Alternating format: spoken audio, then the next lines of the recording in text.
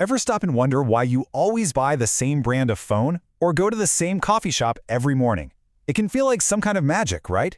Well, it's not. It's actually more like a really good recipe. And today, we're going to peek into the kitchen and decode the secret ingredients that brands use to earn our trust and, yeah, our money. Now, seriously, take a second. Think about it. That phone in your hand, the shoes on your feet, your go-to brand for, well, anything. Why that one? Is it just because it works well, or is it something more? A feeling you get? Whatever that reason is, that's what we're about to unpack. Because here's the thing. That feeling of loyalty, that connection you have with a brand like Apple or Nike, that is absolutely not an accident. It's a plan, a full-blown, carefully crafted strategy designed from the ground up to make you a loyal fan. And we're about to pull back the curtain and see exactly how they do it. Okay, so let's get one thing straight. This isn't just about flashy commercials or catchy taglines. That's only a tiny piece of the puzzle. Real marketing, the kind that builds empires, is a system. It's a playbook, and the most successful companies in the world follow it to the letter. So let's start breaking it down. Every great recipe has to start with the basics, right? The foundational ingredients.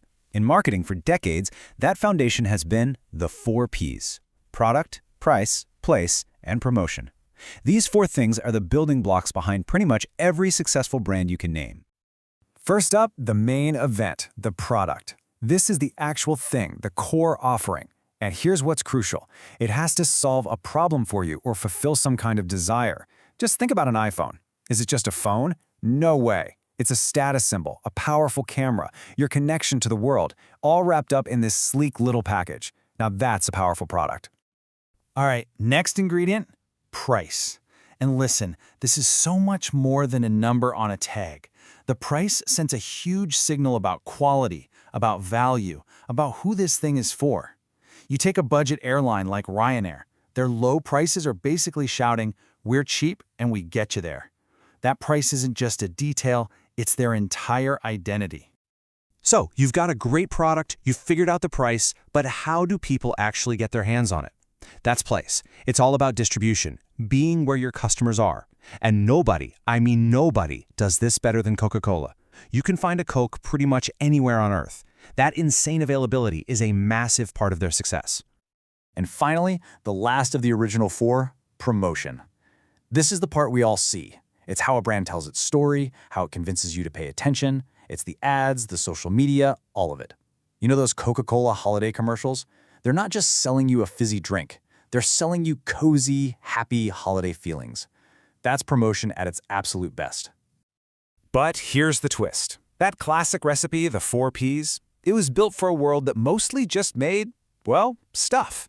As our whole economy started shifting towards services, things like your bank, a hotel stay, your streaming subscription, it was obvious the old recipe needed an update. So, marketers added 3 new spices to the mix to handle this new world. And you can see that evolution right here. The original 4 are still the foundation, for sure. But when you're selling a service, something you can't hold in your hand, these 3 new elements became absolutely critical. We're talking about people, process, and physical evidence.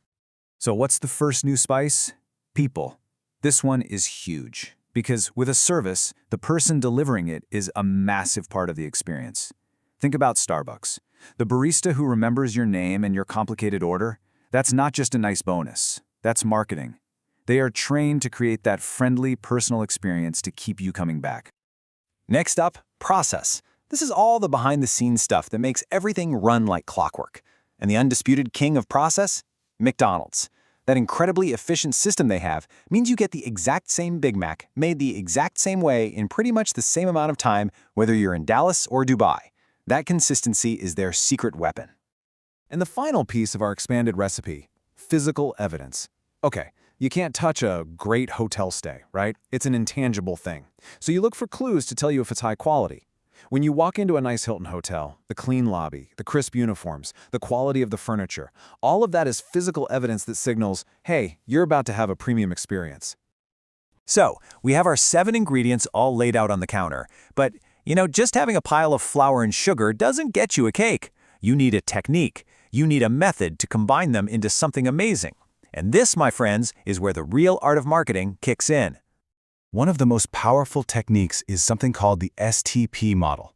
It sounds fancy, but it's pretty simple. First, they segment the market, slice it up into smaller, manageable groups.